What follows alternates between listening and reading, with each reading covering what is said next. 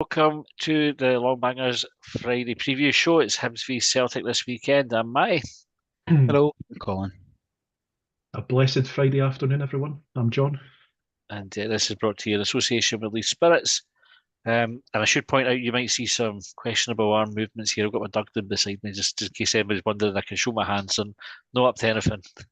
Did you see the Fraser Murray celebration video the other week? No, what did he do? Basically, he's shaking a water. He's got his back to the camera. And he's shaking a water bottle, and he turns around. But you reckon it's a water bottle? So he turns around. Oh, somebody else has done that one before. Was it Jimmy Bullard did it in like one of his outtake celebration videos? Maybe.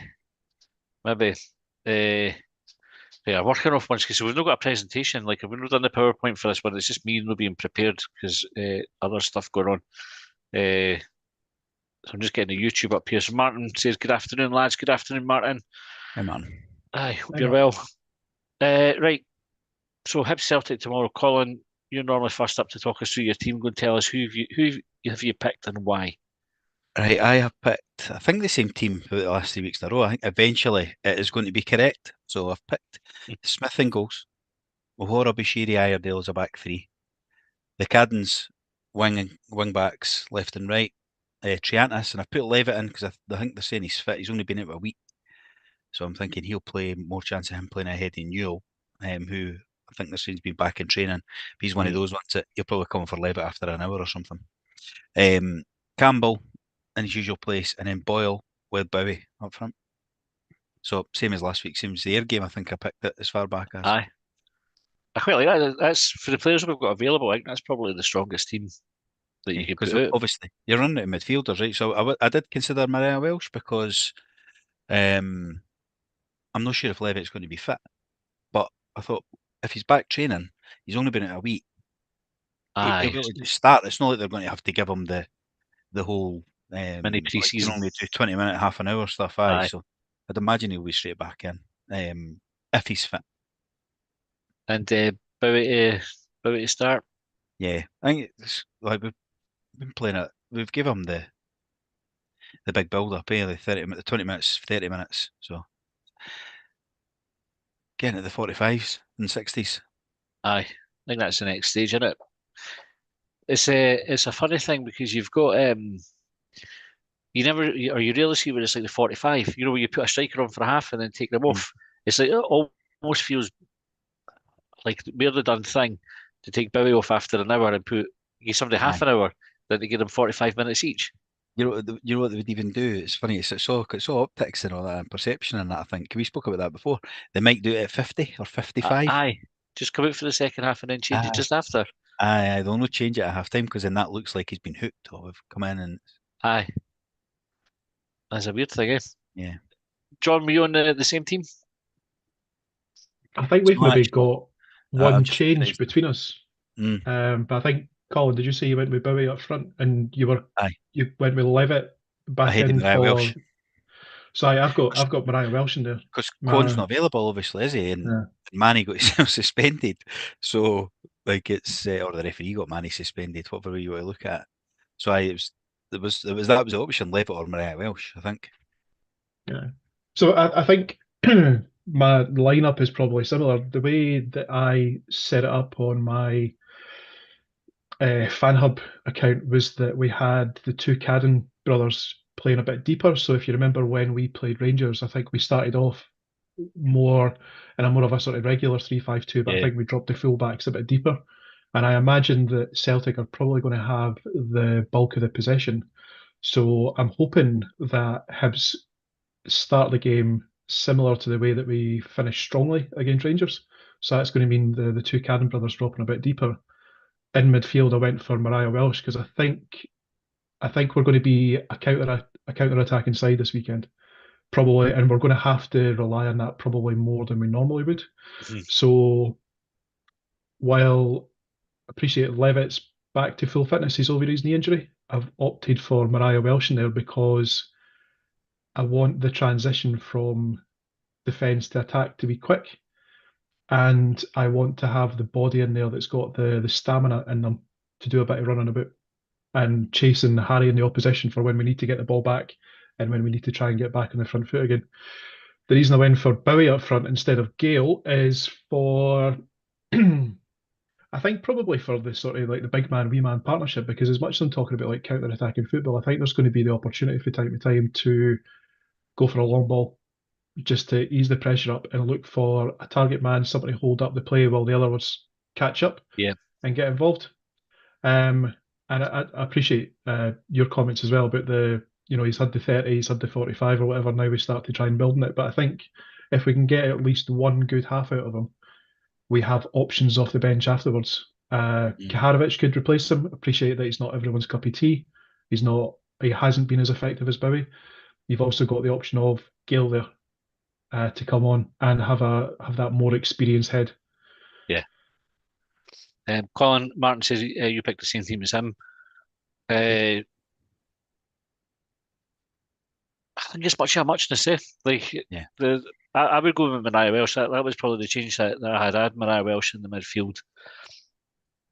Obviously, we can't play Quan. I was quite proud of myself coming up with Quanonymous last night to describe his performance. Very good. Paisley, thanks. He got hammered last night. I was watching it live last night, and he got absolutely fucking slated. Everybody, 5-6 folk that were on, not one of them had a good word to say. I hope he wasn't watching. Do you know what I would say? That I think he was that much worse than Janice and Campbell on Sunday. Like I think a lot of it with Quan is because he's starting from a low starting point where folks see him. I think if Quan had had that performance, had he played like Janice had in the last few weeks, he doesn't get the slating that he got. I think it's just because people are sort of decided that's the level that he's at. So he's no like an easy target, but I think it's that you carry that preconception in that it doesn't take much for him to look really bad because you already think he's bad. Yeah. But there was I thought he did a few good things on Sunday. Like he got the ball wide to Nicky Cadden a few times quite quickly to set up attacks, but it was few and far between. Maybe clutching a wee bit. Jake Gapper sent in a team, so he's got Jordan Smith and goals, Iredale, Bashiri, O'Hora. He's gone for the two Caddens, Janice and Mariah Welsh. And then he's going for two sitting in front, so Josh Campbell and Rudy Molotnikov with Dwight Gale up top, which is quite a bold setup. I think that gives us sort of like an extra man in midfield. Do you think that would help against Celtic? What was it going to do to me again? The midfield, was it? So if you take four across the halfway line, being the two Caddens, Mariah Welsh and Janice, and then just sitting in front of Janice and Mariah Welsh, you've got Molotnikov and Campbell. So sort of like two tens. Right. I suppose it does. I wonder if they would do that though, or if they were going to do that, would they stick Cadden in and put Obita, like stick Cadden in a 3 in the middle, on the left-hand side of the 3, and have Obita down there, and that so maybe solidifies you defensively while keeping the sort of threat of Cadden's crosses and balls in the box, if you were going to change it anyway. I mean, there's no. It's interesting. I guess that's maybe slightly more defensive than the lineups that we were looking at, but certainly the two or the three teams that we picked, there was no real thought to change in shape to sort of defend more against Celtic. Would that have crossed your mind at all to do that, John? To defend more? Yeah, set up more defensively. Well, I think in the lineup, I don't know if it was the intention of the previous lineup, but with just one man up front, I think the temptation might be for the team to just go long every single time. And if we're talking about perceptions, I don't think that's going to send the right message to supporters. They're just going to think, oh fuck, we're in for a long afternoon of long ball football.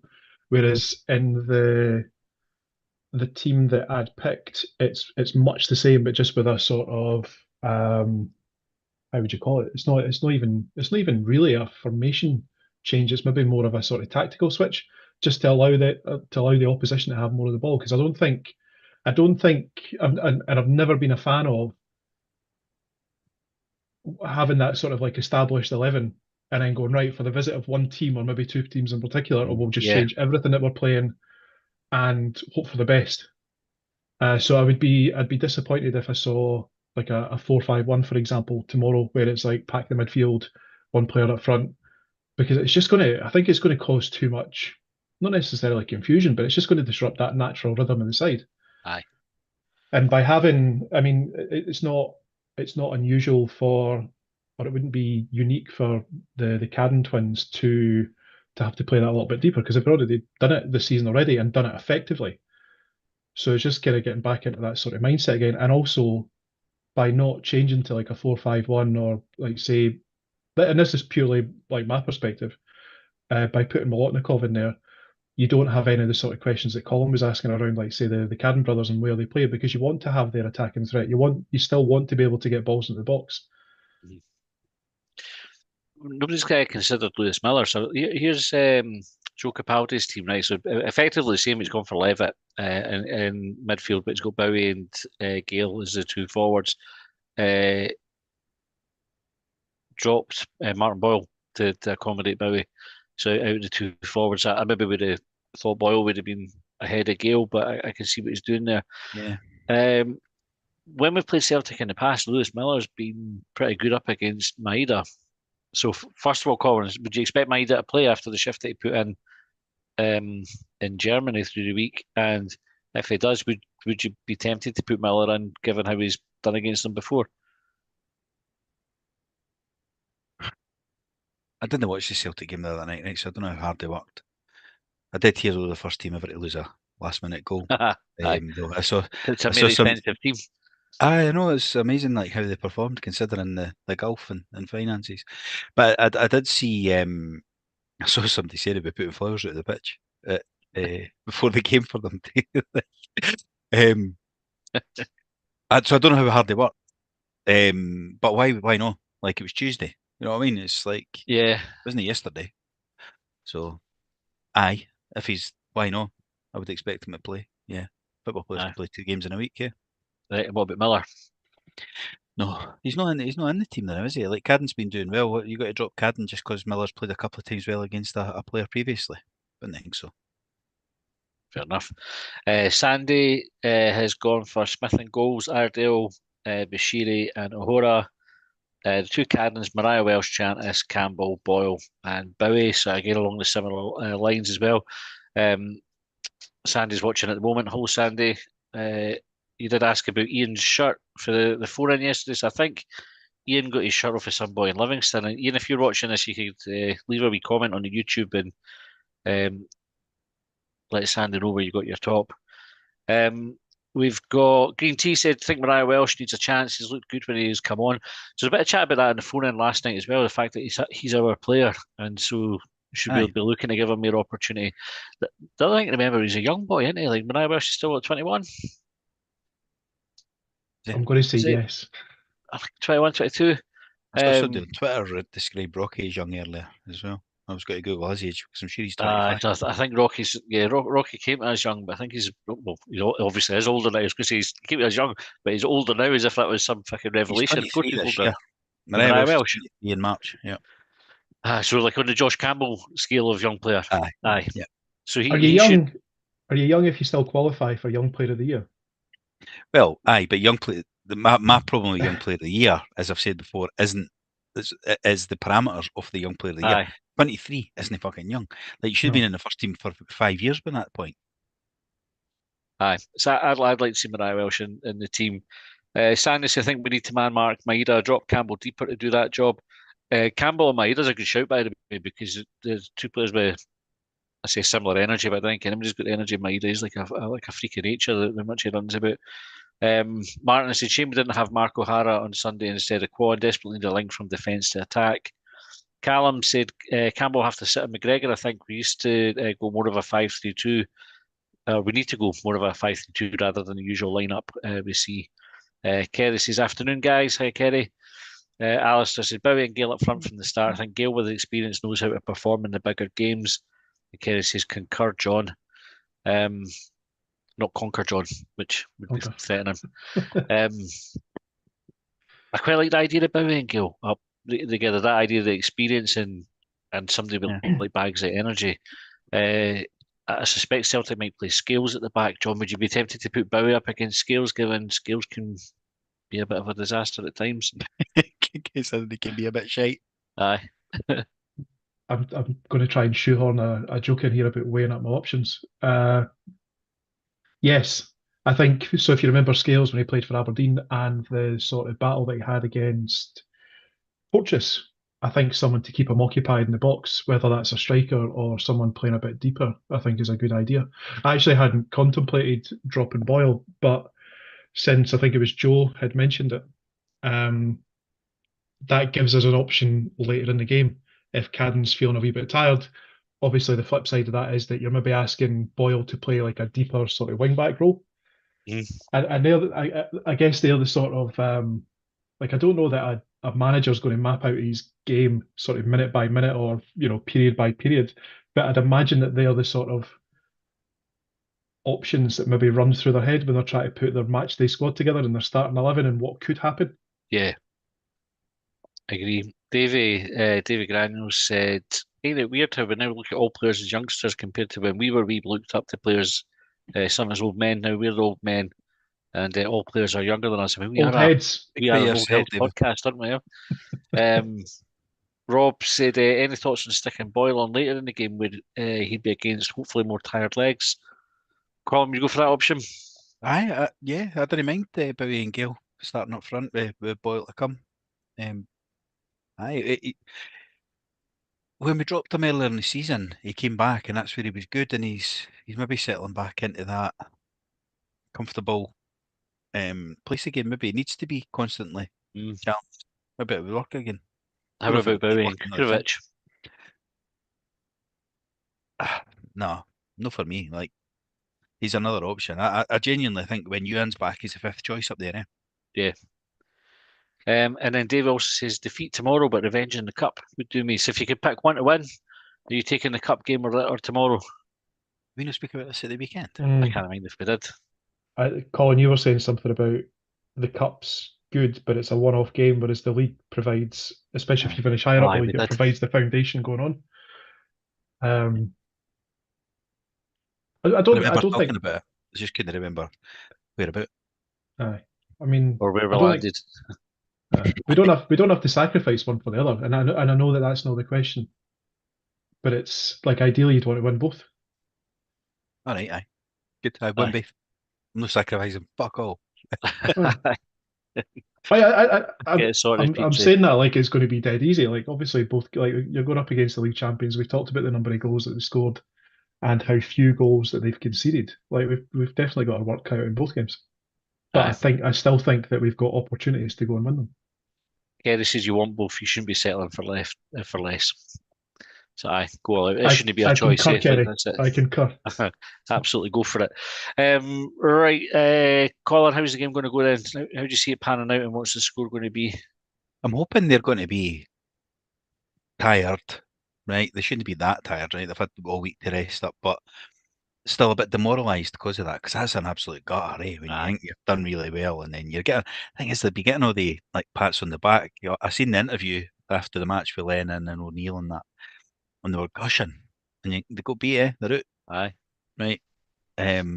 So they must be gutted. So I'm hoping that there's that wee bit of anti-climax. What have we got to play for? They've already won the league. Yeah. So I'm hoping that's there, right? But it could go the opposite way where they actually fire their cell up and say, let's get this fucking league wrapped up, sort of thing. I'm hoping it's that. I'm hoping it's not more of that, and we can come away with maybe a 1-1 or sneak a 1-0 or a 2-0. 2-1, sorry, but I'm no where Joe is. I watched Joe on the phone last night. Anyway, Joe wasn't looking forward to it. I was like, fucking hell. 4-1 Hibs. Fucking Celtic. I was watching. Well, at least they had us down for a goal. That was good. Aye, that's right. It was Levitt, he said. But no, I'm going to go 1-0. All right, John. Is that what you're asking, or you want me to ask? How do you see the game going, and what's the score going to be? John, same question to you. How do you see the game going, and what's the score going to be? I'd like to think that if we set up the way that I think we will, it's going to be tight. It's going to be a narrow scoreline, a score draw, or maybe 1 goal to win it, hopefully for us. That could be a good game. I'm really looking forward to it. I'm not looking forward to having to wake up fucking early in the morning because of the lunchtime kickoff. Aye, If I got to exactly. see public transport from our house to Easter Road for 12:30 is a fucking pisser. Maybe out of the house for about 9:30. Like, fuck's Are you sake. really? Aye. Well, On I'll a not be at the Saturday? game. I'll be watching it on the iPad. So, is it Sky Sports it's on? I'm sure it is Sky. I think Karen checked it. I'll get it. Will be, yeah. I'll get it on the. I'll be watching it on the iPad. I'll be sitting in Lennoxtown training ground watching it on the iPad. You'll be watching Hibs v Celtic v Hibs, where we're watching Straight Hibs v after it as well. Celtic. Aye. Yeah. So, John, did you say a score draw? Yeah, tight game. Score draw or like 1 goal to win it. Kerry's got 2-1 to us. Sandy says that's what I want to hear. Celtic are beatable. Martin says I think we might get a sore one tomorrow if we concede early. Hopefully we get a few shots on goals this weekend. It's on Premier Sports Call. Was it? Aye, Sandy's just put that on. Martin makes a good point. Like, didn't concede early because we've been brutal for that against Celtic this season. Like both times we've played them, we've been giving them a goal head start. So keep it tight. I'm going to go for a 2-0 win at Hibs. I think Celtic have an off day. It'll click for us. We're due a wee glut of goals that we've not had for a wee while. So get 2 against Celtic. That counts as a glut. So Imagine we absolutely smashed them. 3 uh, 4-0. there was was it last season when they won the league and we beat them 4-2 kind of after they'd won it. Like, I mean, it was a meaningless game for them, but we season scored before 4 in that. one half. Lee Johnson was the manager then. Oh, aye, it was season before Nisbet scored right enough. He got a penalty and Midweek. Oh, is that where Scott Baines chucked one in? aye. That game. We've got to narrow in on there. They've obviously got a weak mentality, losing like goals and stuff. Like, so Aye. all Go that. for full 90, aye. Maybe Aye. employ Barry Wilkins just to remind them before they start the game. I mean, I was on the Observer earlier on their YouTube with Liam and was talking about bravery. And it was one of the things that, like, I watched Celtic in midweek, and I thought they were brilliant, to be fair. And I didn't really like giving them any fucking credit, but what made them good was the fact that they played like they play at home, and that they were holding onto the ball. They weren't just like shelling it or kind of getting rid of it, and they were trying to take players on, like beating men, and it worked for them. I'd like to see that for Hibs. I like us to remember that we're a good football team as well, and that we don't have to be intimidated by Celtic. Go and stand up to them and have a go at winning your one-to-one battles and see where it takes you. Anyway, right, let's wrap up there. We'll be back on Sunday with Long Bangers. We'll have a tweet out after the game tomorrow for talking points on Blue Sky. So get them in. You can also find us. We've got a chat on our Patreon as well. So if you're a Patreon member, there is a chat there as well, which can be quite active. Some good stuff in there sometimes. So I have a look, and there's also like a Facebook group as well where there's a chat which can be quite lively. Martin's normally quite active on there, Martin? As he's watching, normally falling out with folk. So, thanks very much for tuning in, and good luck tomorrow, and we'll see you all next time.